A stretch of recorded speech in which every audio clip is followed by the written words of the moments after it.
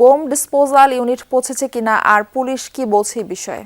পর্যন্ত ঘটনাস্থলে এখনো আসেনি, তবে আইন শৃঙ্খলা অন্যান্য রক্ষাকারী বাহিনী কিন্তু তারা আমরা দেখেছি যে ঘটনাস্থলে রয়েছেন।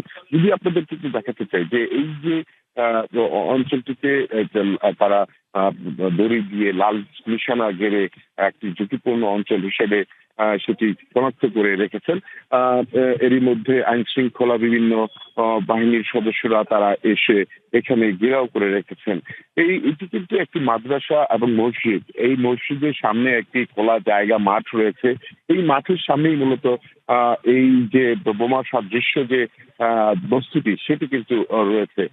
পুলিশ যেটি বলছে যে আসলে আতঙ্ক তৈরি করার জন্য অপরাধীরা হয়তো এমনকি করতে পারে। এরই মধ্যে কিন্তু তারা কাজ শুরু করেছে।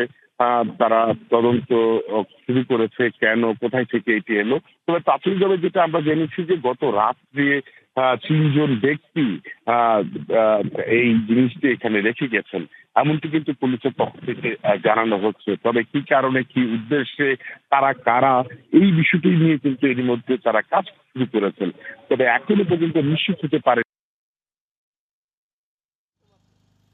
এর মধ্যে পুলিশ মাঠে নেমেছেন।